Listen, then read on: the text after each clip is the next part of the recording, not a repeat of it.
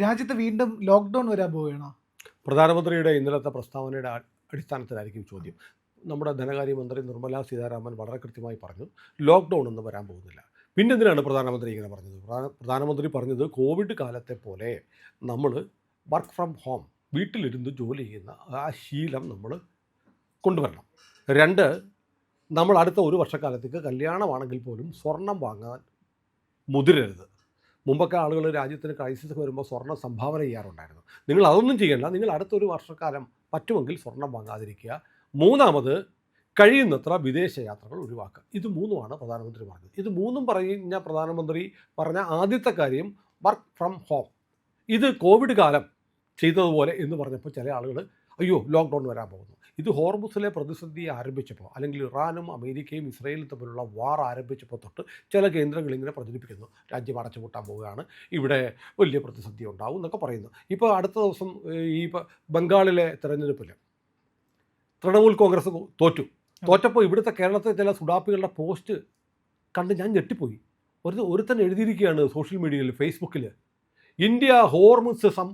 ഇന്ത്യക്ക് എണ്ണ കൊണ്ടുവരാൻ കഴിയാത്ത തരത്തിൽ കംപ്ലീറ്റ് ഹോർമുസ് അടയ്ക്കണം ഇറാൻ.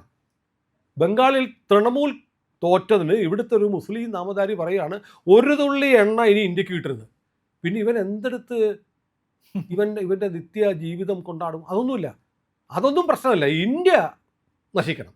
അതിന് ബംഗാൾ തോറ്റുപോയി. ബംഗാളിൽ മുസ്ലിം അപ്പീസ്മെൻറ്റ് മാത്രം മുന്നോട്ട് വെച്ച ഒരു സർക്കാർ തോറ്റു. അതുകൊണ്ട് എന്ത് ചെയ്യണം? ഇന്ത്യക്ക് ഇനി ഒരു തുള്ളി എണ്ണ കൊണ്ടുവരാൻ പറ്റാത്ത സ്ഥിതി ഉണ്ടാവണം എന്നാഗ്രഹിക്കുന്ന കുറേ പരമതെണ്ടികൾ നമ്മുടെ രാജ്യത്തുണ്ട്. ആ തെണ്ടി എന്നുള്ളത് ഏറ്റവും സഭ്യമായ രീതിയിലാണ് പറയാം. അവരെയൊക്കെ രാജ്യദ്രോഹികളെന്ന് പറഞ്ഞ് വിളിച്ചാൽ പോലും പോരാ. അവർ ആലോചിച്ച് നോക്കൂ, നമ്മുടെ രാജ്യത്ത് പറയുകയാണ് ബംഗാളിൽ തോറ്റുപോയതുകൊണ്ട് ഒരു തുള്ളി എണ്ണ ഇന്ത്യക്ക് കിട്ടരുത്. ഇങ്ങനെ ചിന്തിക്കുന്ന ആളുകളുണ്ട്. അവരാണ് പറയുന്നത് ഇനിയിപ്പോൾ ലോക്ക്ഡൗൺ വരാൻ പോവുകയാണ്. മോദി അങ്ങനെയല്ല പറഞ്ഞത്. കാരണം ലോകത്തെ എല്ലാ രാജ്യങ്ങളിലും പ്രതിസന്ധിയാണ്. എല്ലാ രാജ്യങ്ങളിലും പ്രതിസന്ധി. നമ്മുടെ തൊട്ടടുത്ത രാജ്യമായ പാകിസ്ഥാൻ എമർജൻസി ഓസ്റ്ററിറ്റിയുടെ ഭാഗമായിട്ട് 4 ദിവസവും സർക്കാർ സ്ഥാപനങ്ങൾ പ്രവർത്തിക്കുന്നുള്ളൂ. അവിടെ എല്ലാ ജോലിയും വർക്ക് ഫ്രം ഹോമാണ്. സ്കൂളുകൾ അടച്ചിട്ടിരിക്കുന്നു. കോളേജുകളും സ്കൂളുകളും യൂണിവേഴ്സിറ്റികളിലും ഒക്കെ ഓൺലൈനായിട്ടാണ് പ്രവർത്തിക്കുന്നത്. ഇത് ബംഗ്ലാദേശിലുണ്ട്, ശ്രീലങ്കയിൽ ഈ പ്രശ്നമുണ്ട്. ഇങ്ങനെ പാകിസ്ഥാനിലാണെങ്കിൽ പെട്രോളിൻ്റെ വില ഇപ്പോൾ 1 ലിറ്റർ പെട്രോളിന് 414.78 രൂപയാണ്. ഡീസലിന് 414.58 രൂപയായി. നമ്മുടെ രാജ്യത്ത് കൂടിയിട്ടില്ല, ഗ്യാസിന് മാത്രമേ കൂടിയിട്ടുള്ളൂ. നമ്മുടെ പക്കൽ ആവശ്യത്തിന് കരുതലുണ്ട്. നമ്മുടെ വിശാഖപട്ടണത്തിലും മംഗലാപുരത്തിലും പടൂരിലുമുള്ള അണ്ടർഗ്രൗണ്ട് സ്റ്റോറേജുകൾ നമുക്കുണ്ട്. നമുക്കങ്ങനെയുണ്ട്. ഭൂമിക്കടിയിൽ നമ്മൾ കരുതൽ ഇന്ധനം വെച്ചിട്ടുണ്ട്. അതിൽ നമുക്ക് ഇനിയിപ്പം 9-10 ദിവസത്തേക്കുള്ളതുണ്ട്. നമ്മുടെ റിഫൈനറികളിൽ ഏതാണ്ട് 65 ദിവസത്തേക്കുള്ള കരുതലുണ്ട്, ക്രൂഡുണ്ട്. ഇതൊക്കെയാണെങ്കിലും ഈ മിഡിൽ ഈസ്റ്റിലെ ഈ സംഘർഷം തുടർന്നു പോയാൽ എന്ത് പറ്റും നമ്മൾ ആലോചിച്ചാൽ പറ്റുള്ളൂ. കാരണം ഇത്രയും ദിവസം ഫെബ്രുവരി 28 യുദ്ധം തുടങ്ങിയതാണ്. ഫെബ്രുവരി കഴിഞ്ഞു, മാർച്ച് കഴിഞ്ഞു, മെയ് പകുതിയാകാൻ പോകുന്നു. അപ്പോഴേക്കും അതുവരെ നമ്മൾ പിടിച്ചു നിന്നു. നമുക്ക് ഈ പറഞ്ഞതുപോലെ ബംഗാൾ ഉൾപ്പെടെ, ആസാം ഉൾപ്പെടെ, കേരളം ഉൾപ്പെടെയുള്ള സംസ്ഥാനങ്ങളിൽ തെരഞ്ഞെടുപ്പ് നടക്കുന്നത് കൊണ്ടല്ല പെട്രോൾ വില കൂട്ടാതിരുന്നത്. കാരണം നമ്മുടെ പക്കൽ അതിനുള്ള കരുതൽ നമ്മൾ കിട്ടാവുന്നിടത്തു നിന്നൊക്കെ 40ഓളം രാജ്യങ്ങളിൽ നിന്ന് നമ്മൾ ക്രൂഡ് വാങ്ങുന്നുണ്ടായിരുന്നു. അതുകൊണ്ട് നമ്മുടെ രാജ്യത്ത് ആവശ്യത്തിനുള്ള ഫ്യൂവൽ റിസർവ് ഉണ്ടായിരുന്നു. പക്ഷേ അത് പതുക്കെ തീർന്നു വരികയാണ്. തീർന്നു വരുമ്പോൾ നമ്മൾ ചില മുൻകരുതലുകൾ എടുക്കേണ്ടി വരും. അതിൻ്റെ ഭാഗമായിട്ടാണ് പ്രധാനമന്ത്രി ഇത് പറഞ്ഞത്. അതിനെയാണ് ഈ പറഞ്ഞതുപോലെ വീണ്ടും ലോക്ക്ഡൗൺ വരാൻ പോകുന്നു. രാഹുൽ ഗാന്ധിയൊക്കെ അങ്ങ് കുരച്ച് ചാടുകയാണ് നായ്ക്കളെ പോലെ. അതെ, മോഡിയുടെ പിടിപ്പുകേട് കൊണ്ടാണ്. യുദ്ധം തുടങ്ങിയത് മോഡിയാണോ? ഇറാൻ ഹോർമുസ് തടഞ്ഞിരിക്കുന്നത് മോഡി കാരണമാണോ? അല്ലല്ലോ. അപ്പോൾ മോദി എടുക്കുന്ന നിലപാടുകളെ ഏതെങ്കിലും തരത്തിൽ വിമർശിക്കാൻ ഒരു അവസരം കിട്ടിയാൽ, എതിർക്കാൻ അവസരം കിട്ടിയാൽ, തെറ്റിദ്ധാരണ പരത്താനുള്ള നടപടി ഉണ്ടാക്കിയാൽ അതിനുള്ള അവസരം ഉണ്ടാക്കാൻ കാത്തിരിക്കുകയാണ് രാഹുൽ ഗാന്ധി. അതിൻ്റെ ഭാഗമായിട്ടാണ് ഇപ്പോൾ വലിയ തോതിൽ ഭീതി പരത്തുന്ന തരത്തിൽ ഇപ്പോൾ വീണ്ടും ലോക്ക്ഡൗൺ വരാൻ പോകുന്നു. നരേന്ദ്രമോദിയുടെ പിടിപ്പുകേടാണ്. നരേന്ദ്രമോദിയാണ് യുദ്ധം തുടങ്ങിയെങ്കിൽ നരേന്ദ്രമോദിയുടെ പിടിപ്പുകേടാണെന്ന് പറയാം. ഇന്ത്യക്ക് മാത്രമാണ് എണ്ണ കിട്ടാതിരിക്കുന്നതെങ്കിൽ അത് മോദിയുടെ കഴിവില്ലായ്മയാണെന്ന് പറയാം. പക്ഷേ ഇന്ത്യക്ക് മാത്രമേ വല്ലപ്പോഴും ഒരു കപ്പലെങ്കിലും കടന്നു പോരുന്നുള്ളൂ. അതും നമുക്കറിയാം. പല രാജ്യങ്ങളിലേക്കും ഇന്ധനം പോകാതിരിക്കുമ്പോൾ ഇന്ത്യയിലേക്ക് മാത്രമാണ്, നമ്മുടെ കപ്പലുകൾക്ക് മാത്രമാണ് കടന്നു വരാനുള്ള അവസരം ഇറാൻ കൊടുത്തുകൊണ്ടിരിക്കുന്നത്. അമേരിക്കയും കൊടുക്കുന്നു. അമേരിക്ക ബ്ലോക്കേഡ് പറഞ്ഞിരിക്കുകയാണ്. അമേരിക്ക ഒരു ചൈനീസ് കപ്പലിനെ അവരെ തുരത്തിവിട്ടു. റിച്ച് സ്റ്റാർ എന്ന് പറയുന്ന ചൈനീസ് കപ്പലിനെ വെടിവെക്കും പോയില്ലെങ്കിൽ എന്ന് പറഞ്ഞ് പറപ്പിച്ചു. അപ്പോഴാണ് നമ്മുടെ കപ്പൽ സർവശക്തി എന്ന് പറയുന്ന നമ്മുടെ കപ്പൽ ഇന്ത്യയിലേക്ക് വന്നു, ബോംബെ തുറമുഖത്തേക്ക് വന്നത്. അപ്പോൾ നമുക്ക് പറ്റുന്ന തരത്തിലൊക്കെ നമ്മൾ കൊണ്ടുവരുന്നുണ്ട്. പക്ഷേ ക്രൈസിസ് വന്നാൽ, ഒരുപക്ഷെ യുദ്ധം തീർന്നാൽ ഈ പ്രശ്നം ഒഴിവാകും. പക്ഷേ ക്രൈസിസ് വന്നാൽ അതിനുള്ള മുൻകരുതൽ നമ്മൾ എടുക്കണ്ടേ? അതിനെ രാഷ്ട്രീയമായി ജനങ്ങളിൽ ആശങ്ക ഉണ്ടാക്കുന്ന തരത്തിലേക്ക് മാറ്റിമറിച്ചു ദുർവ്യാഖ്യാനം ചെയ്യുകയാണ് രാഹുൽ ഗാന്ധി ടീമും ഇവിടുത്തെ മാധ്യമങ്ങളും. അങ്ങനെയാണ്. ഇപ്പം തീവില എന്ന് പറഞ്ഞ് പത്രത്തിൽ വാർത്ത വരുന്നു. തീവിലയാണ്, ഗ്യാസിന് കൂടുന്നു, കാരണം നമുക്ക് ക്രൂഡ് ഉണ്ട്, ആവശ്യത്തിന് കരുതലുണ്ട്. പക്ഷേ LPG നമ്മുടെ കയ്യിലില്ല. LPG വന്നേ പറ്റുള്ളൂ, ഷിപ്പ് വന്നേ പറ്റുള്ളൂ.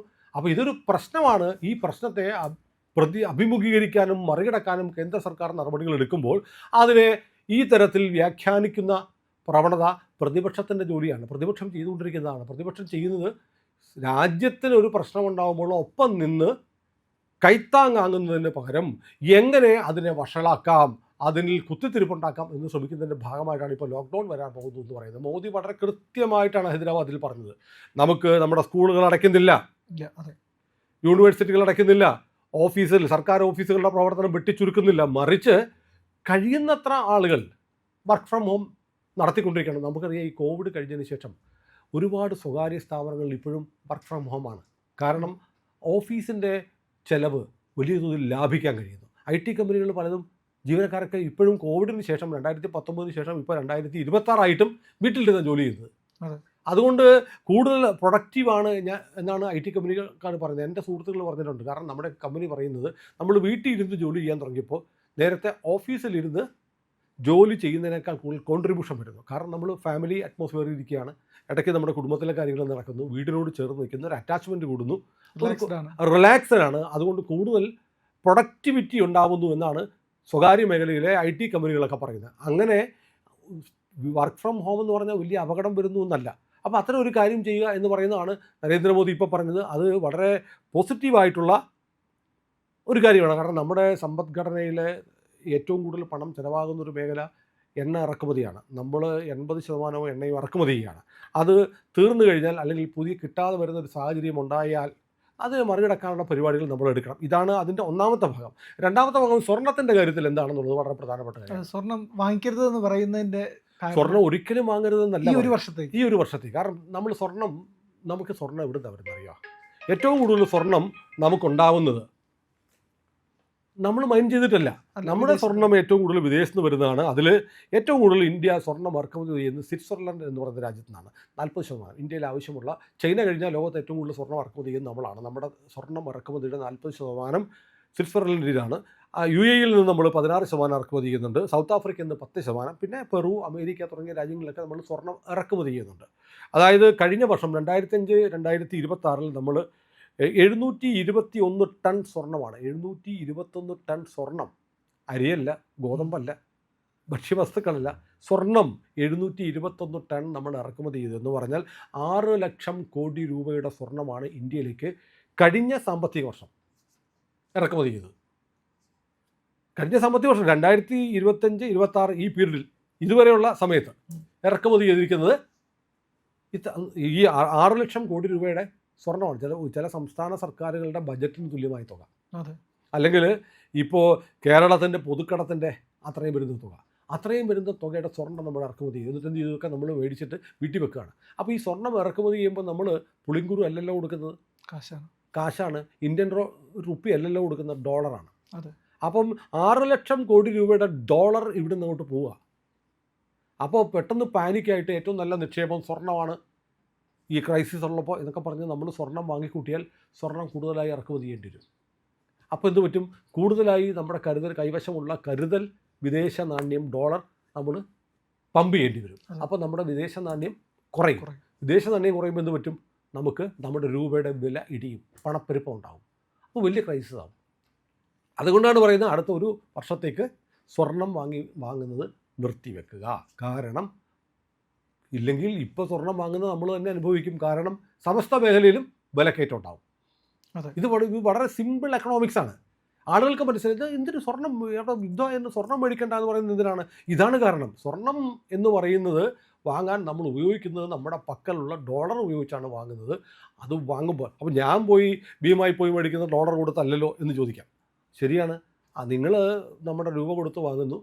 ഭീമ അടക്കമുള്ളവർ വലിയ തോതിൽ ഗോൾഡ് പർച്ചേസ് ചെയ്യുന്ന ഏജൻസികളിൽ നിന്ന് നേരിട്ടോ അല്ലാതെയോ സ്വർണം വാങ്ങുന്നത് ഡോളർ കൊടുത്തിട്ടാണ്. കാരണം ഡിമാൻഡ് കൂടുമ്പോൾ കച്ചവടക്കാരെന്ത് ചെയ്യും? കൂടുതലായി ഇറക്കുമതി ചെയ്യും. നമ്മുടെ ഡോളർ കൂടുതലായി ഈ രാജ്യങ്ങളിലേക്ക് പോകും. അതെ. നമുക്ക് ഡോളർ ഇല്ലാണ്ട് ഒരു വിദേശ നാണ്യം ഇല്ലാണ്ട് വരുമ്പോൾ നമുക്ക് പണപ്പെരുപ്പം ഉണ്ടാകും. ഇത് മറികടക്കാൻ വേണ്ടിയിട്ടാണ് അടുത്ത ഒരു വർഷത്തേക്ക് ഇത് വാങ്ങാതിരിക്കുക എന്നും മാത്രമല്ല നമ്മൾ ഇവിടുന്ന് വിദേശത്തേക്ക് പോവുകയാണ്. എന്തുകൊണ്ടാണ് വിദേശത്ത് പോകുന്നത് ഒഴിവാക്കാൻ പറയുന്നത്? വിദേശത്ത് പോകുമ്പോൾ നമ്മൾ എന്ത് ചെയ്യും? അവിടുത്തെ ട്രാൻസാക്ഷൻ മുഴുവൻ വിദേശ നാണ്യത്തിലാണ്. അതെ. ഒരു വർഷം അല്ലെങ്കിൽ ഒരു മാസം ഒരു 1,00,000 വിദേശികൾ ഇന്ത്യക്കാർ വിദേശ രാജ്യത്തേക്ക് പോയെന്നിരിക്കട്ടെ, എത്ര ഡോളറാണ് അവിടെ ചെലവഴിക്കപ്പെടുക? അതെ. അപ്പോൾ നമ്മുടെ കരുതൽ ശേഖരം കുറയും. ഇതെല്ലാം കണക്കിലെടുത്തിട്ടാണ് അടുത്ത ഒരു വർഷക്കാലത്തേക്ക് നമ്മൾ ചില ചിട്ടപ്പെടുത്തലുകൾ നടത്തണം എന്ന് പ്രധാനമന്ത്രി പറഞ്ഞിരിക്കുന്നത്. അതിനെ വളരെ പോസിറ്റീവായി എടുത്തത് വളരെ ശരിയായ കാര്യമാണ്. ഇതിനെ എല്ലാവരും സപ്പോർട്ട് ചെയ്യണമെന്നാണ് ഒരു രാജ്യത്തെ ക്രിയാത്മക പ്രതിപക്ഷം പറയേണ്ടത്, അല്ലെങ്കിൽ രാജ്യത്തെ മാധ്യമങ്ങൾ പറയേണ്ടത്. ഇത് ഒരു ക്യാമ്പയിനായിട്ട് മാധ്യമങ്ങൾ ഏറ്റെടുക്കുക. ശരിയാണ്, പ്രധാനമന്ത്രി പറഞ്ഞതിൻ്റെ ലക്ഷ്യങ്ങൾ ഇതാണ്. നമ്മൾ ഈ പറഞ്ഞതനുസരിച്ച് നമ്മൾ ചുമ്മാ കൈയും കെട്ടിയിരിക്കുന്നില്ലല്ലോ. നമ്മൾ ഏതെല്ലാം മാർഗ്ഗങ്ങളിൽ നിന്ന് എവിടെല്ലാം നിന്ന് എണ്ണ കൊണ്ടുവരാൻ പറ്റുന്നുണ്ടോ അതെല്ലാം ശ്രമിക്കുന്നുണ്ട്. നമ്മുടെ യുദ്ധക്കപ്പലുകളെ അയച്ച് എസ്കോർട്ട് ചെയ്ത് കൊണ്ടുവരുന്നുണ്ട്. നമ്മൾ പല രാജ്യങ്ങളിൽ നിന്ന് ചർച്ച ചെയ്യുന്നു. അർജൻറ്റീനയിൽ നിന്ന് വരെ നമ്മൾ LPG കൊണ്ടുവന്നു. അങ്ങനെ നമ്മൾ ചെയ്യാവുന്നത് മുഴുവൻ നമ്മുടെ രാജ്യം ചെയ്തുകൊണ്ടിരിക്കുന്നുണ്ട്. അപ്പോൾ രാജ്യത്തെ കേന്ദ്രത്തെ ഭരണാധികാരികളെ സപ്പോർട്ട് ചെയ്യുക, സർക്കാരിനെ സപ്പോർട്ട് ചെയ്യുക എന്നുള്ളതാണ് ഇപ്പോഴത്തെ ഏറ്റവും പ്രധാനപ്പെട്ട ഒരു കടമ. അപ്പോൾ അതുകൊണ്ട് അത്തരം കാര്യങ്ങൾ വർക്ക് ഫ്രം ഹോം പ്ലാൻ ചെയ്യുക എന്നുള്ള പ്രധാനമന്ത്രിയുടെ നിർദ്ദേശം സർവാത്മന സ്വാഗതം ചെയ്യുകയും അടുത്ത ഒരു വർഷത്തേക്ക് സ്വർണം വാങ്ങാതെ പറ്റുമോ എന്ന് എനിക്കറിയില്ല. പിന്നെ സ്വർണം വാങ്ങണം നിർബന്ധമൊന്നുമില്ല. സ്വർണം നമുക്ക് വെള്ളം, വായു, ഭക്ഷണം പോലെയുള്ള അവശ്യ വസ്തുവൊന്നുമില്ല. ഒരു ആഡംബരത്തിന് വേണ്ടിയുള്ളതാണ്. ചിലപ്പോൾ ഒരു കല്യാണത്തിന് നിങ്ങൾ 10 പവൻ മേടിക്കാതിരിക്കുന്ന ആൾ നിങ്ങളൊരു കാര്യം ചെയ്യൂ, ഒരു മാല വാങ്ങി കഴുത്തിലിടൂ. ആ മാല 50 പവൻ്റെ ആവാതിരുന്നാൽ മതി അല്ലേ? 1 പവൻ്റെ ഒരു മാലയും ഒരു താലിയും വാങ്ങിയിട്ടാൽ ബാക്കിയുള്ളത് നിങ്ങൾ പണം സൂക്ഷിച്ചു വെക്കൂ, അടുത്ത വർഷം വാങ്ങാം. ഇത് എല്ലാവരും മനസ്സിലാക്കേണ്ട കാര്യമാണ്. വളരെ പോസിറ്റീവായിട്ട് നമ്മൾ കാണുകയും നമ്മുടെ രാജ്യം ഒരു പ്രതിസന്ധി നേരിടുന്ന ഘട്ടത്തിൽ, അതാണ് പ്രധാനമന്ത്രി പറഞ്ഞത്, രാജ്യത്ത് മുമ്പ് ഇതുപോലെ പ്രതിസന്ധികൾ ഉണ്ടായപ്പോൾ ആളുകൾ അവരുടെ സ്വർണ്ണാഭരണങ്ങൾ ഊരി രാജ്യത്തിന് സംഭാവന ചെയ്തിട്ടുണ്ട്. നിങ്ങളതൊന്നും ചെയ്യേണ്ട. നിങ്ങൾ അടുത്ത ഒരു വർഷത്തേക്ക് ഒരു മൊറട്ടോറിയം, ഒരു വർഷം പോലും വേണ്ടി വരത്തില്ല. കാരണം ജനങ്ങളോട് അഭ്യർത്ഥിക്കുകയാണ്, ജനങ്ങളോട് അഭ്യർത്ഥിക്കുകയാണ്. ഗവൺമെന്റ് ഇമ്പോസ് ചെയ്യല്ല. നമ്മുടെ ജനതാ കർഫ്യൂ ആദ്യം വന്നതുപോലെ. അതെ, അത് മനസ്സിലാക്കി നമ്മൾ സഹകരിക്കുകയാണ് വേണ്ടത്. അതിനെ രാഷ്ട്രീയ വിവാദമാക്കുക എന്ന് പറയുന്നത് രാജ്യവിരുദ്ധമാണ് എന്ന് പറയാതെ തരമില്ല. ഏതായാലും പ്രിയപ്പെട്ട പ്രേക്ഷകരെ, നമ്മുടെ പ്രധാനമന്ത്രി പറഞ്ഞിരിക്കുന്ന വളരെ പ്രധാനപ്പെട്ട കാര്യമാണ്. നമുക്ക് ചെയ്യാൻ പറ്റുന്ന കാര്യങ്ങൾ നമ്മുടെ സ്ഥാപനങ്ങളിൽ, പരമാവധി സ്ഥാപനങ്ങളിൽ വർക്ക് ഫ്രം ഹോം നടപ്പാക്കാൻ കഴിയുമെങ്കിൽ അത് ചെയ്യുക. അനാവശ്യമായ വിദേശയാത്രകൾക്ക് ഒരു മൊറട്ടോറിയം ഏർപ്പെടുത്തുക. സ്വർണം വാങ്ങുന്നത് ഇനിയിപ്പം ജൂൺ, ജൂലൈ കഴിഞ്ഞാൽ ഓഗസ്റ്റ് നമ്മുടെ കേരളത്തിൽ കല്യാണത്തിൻ്റെ സീസണൊക്കെ ആവും. അപ്പോൾ നിങ്ങൾ സ്വർണം വാങ്ങുന്നത് കുറച്ച് കഴിഞ്ഞ് സ്വർണം വേറെ കാര്യമുണ്ട്. സ്വർണം വാങ്ങാൻ ആരും പോകാതിരുന്നാൽ എന്ത് പറ്റും? സ്വർണത്തിൻ്റെ വില സ്വാഭാവികമായി കുറയുകയും ചെയ്യും.